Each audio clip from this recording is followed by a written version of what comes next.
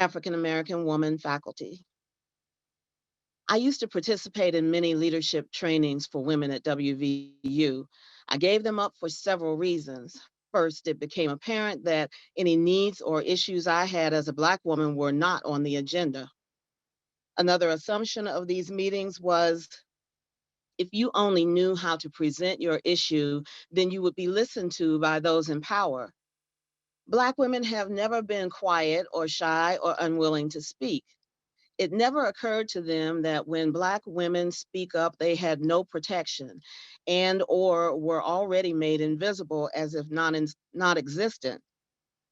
The last defining moment came when I saw how this gathering of white women assembled to consider inequities was unable or unwilling to recognize inequalities across the system in which we were all attempting to navigate.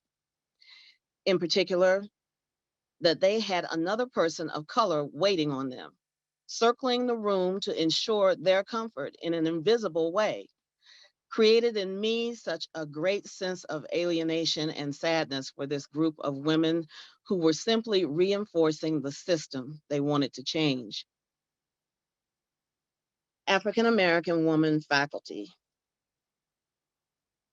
At the departmental level, there is no tangible support beyond statements and platitudes. A lot of my frustration with society right now has been compounded by the department because we put statements out that talk about the injustices in the criminal justice system and inequality broadly, but there's no action behind the words. So that has just become a source of frustration. I'm tired of meetings and statements. Let's do something.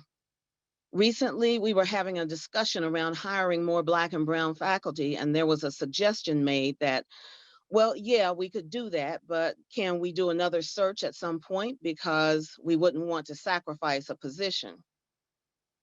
Those sort of racist statements smack me in the face because I'm living in this world as a Black person. Meanwhile, many of my white colleagues didn't hear it, or at least they claimed they didn't. You know, I have to function in this country that caters to white supremacy. And then I come to my job and it's more of it. It's not less. It's not a refuge for me. It's more of the same.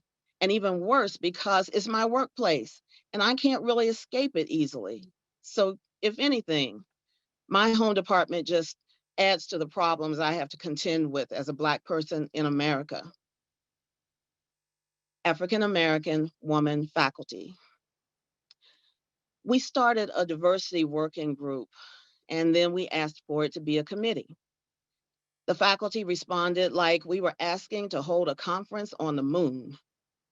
It's really not a radical idea. We're not the first to have a departmental diversity committee. The whole thing was very traumatic to me. Like, you don't even want us to have a committee to deal with race and ethnic issues in our department? That's problematic, you know? It's just layers upon layers of trauma all the time. I cringe going into our faculty meetings because I don't know what people are going to say. I don't know what's going to be allowed to be said. You know, those sort of things. There's no guardrails. From athlete to activist, an Olympic hopeful from Delaware says enough is enough. NBC 10 Delaware reporter Tim Furlong with more on Morgan Hurd and her mission to stop the wave of anti-Asian racism we've seen during this pandemic. Delaware Olympic hopeful Morgan Hurd usually lets her gymnastics do her talking, but she decided it was time to use her voice. I'm just absolutely disgusted by what is happening. Her venue, a New York City rally against anti-Asian racism over the weekend. Her speech was posted to YouTube.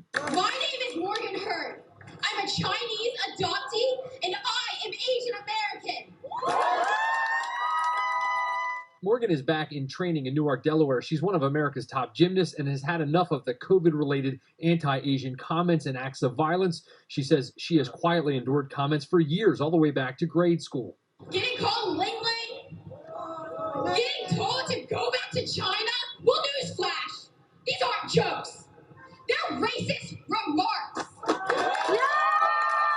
Like Morgan, she spoke If you don't speak, this is going to increase more and more. Palash Gupta leads the Delaware Asian American Business Association. He saw the video of Morgan and couldn't be more proud of her courage to speak up for those who don't have her level of fame or social media presence. He hopes people everywhere start to see we're all more alike than we are different, and that this anti-Asian stuff needs to end now. Teachers, principals of the schools and universities, we all have to create some awareness and create tolerance in the society, that how can we all be more inclusive. I'm sure every single Asian person here knows exactly what I'm talking about. Morgan hopes everyone wises up and understands the Asian American person you pass on the street. Yeah, they're not responsible for coronavirus, so enough with the disrespect and in some cases, the violence.